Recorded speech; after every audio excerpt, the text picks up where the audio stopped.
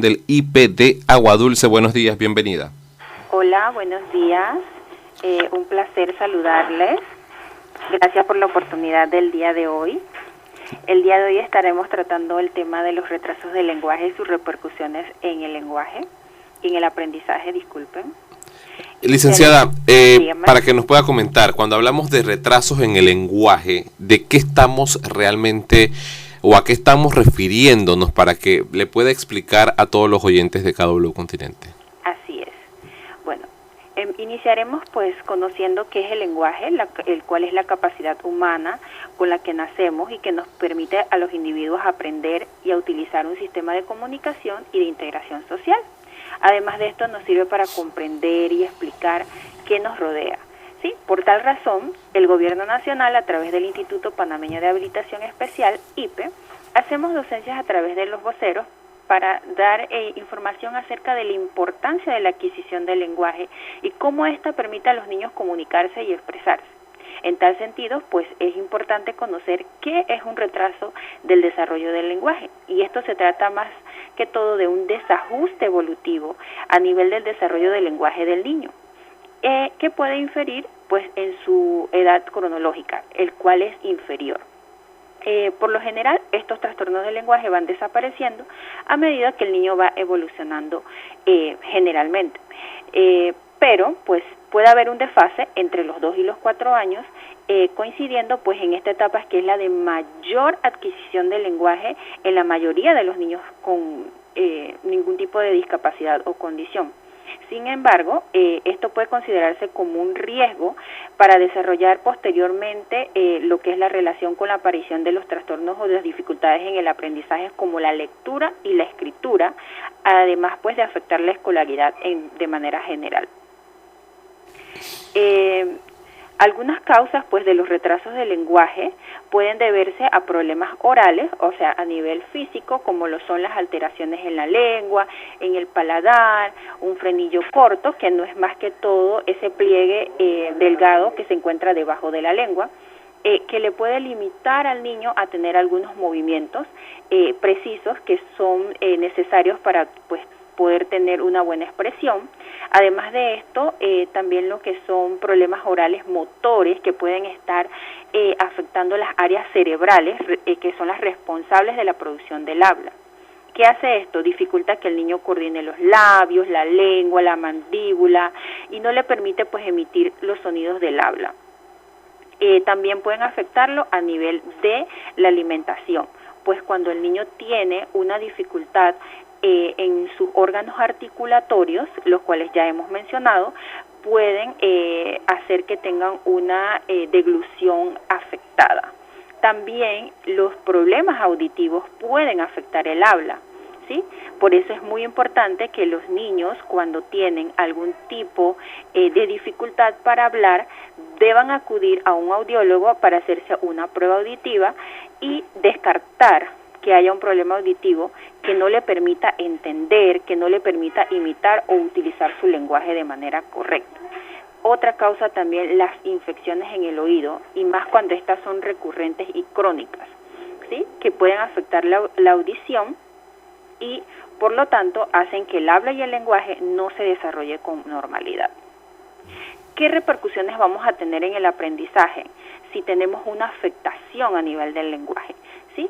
Los retrasos del lenguaje van a afectar varios niveles de lenguaje, que pueden ser en niños que tengan algún tipo de condición o discapacidad, e incluso en niños que no presenten ningún tipo de discapacidad o trastorno neurológico, cognitivo, motriz o sensorial.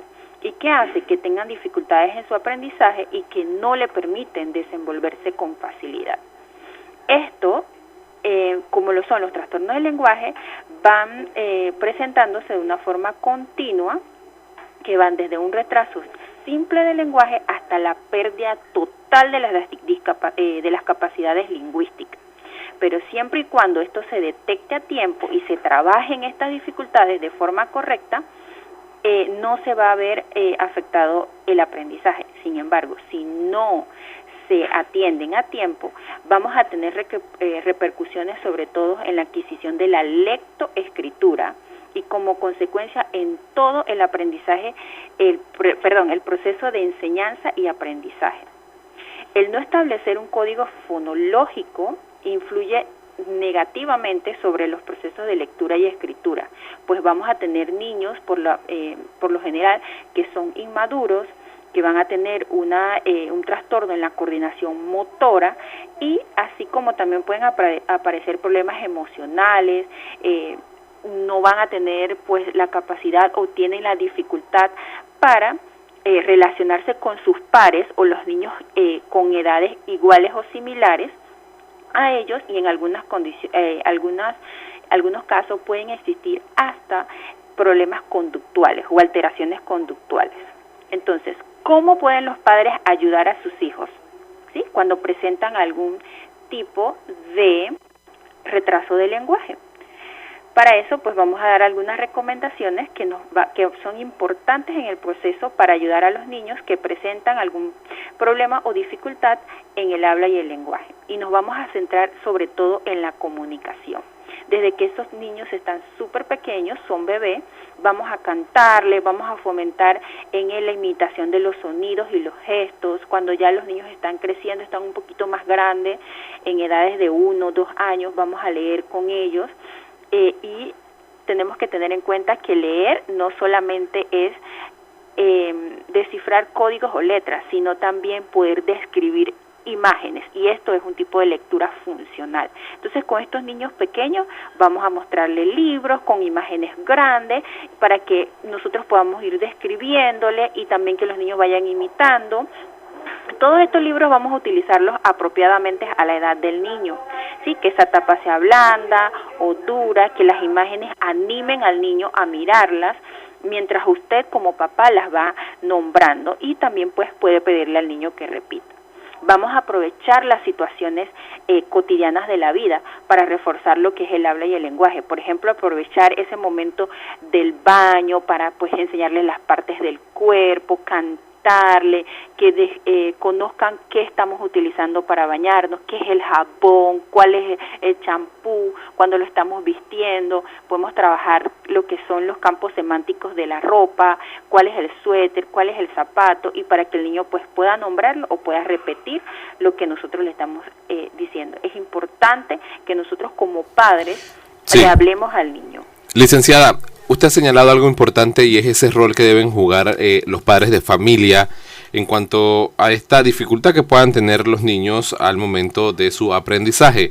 Ahora, muchas veces también se da este tema, por decirlo así, del bullying, de que no pueden hablar bien, de que dentro de los propios centros educativos, ¿qué hacer para tratar de orientar, ¿no?, a los demás estudiantes y que sean más empáticos con aquellos niños que están en ese proceso?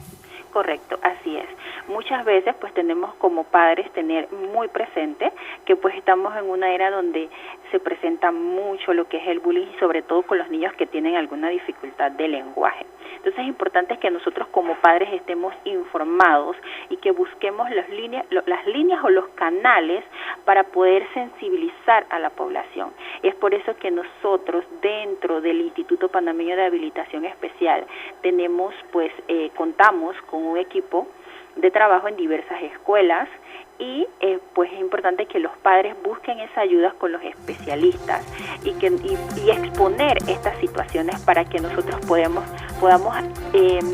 llegar a esos lugares, a esos salones de clase, a esas escuelas, a sensibilizar a los niños y sobre todo a los docentes y padres de familia sobre la importancia de tratar los problemas de lenguaje y disminuir un poco pues que los niños también sean conscientes de que podemos tener compañeritos que presenten una dificultad.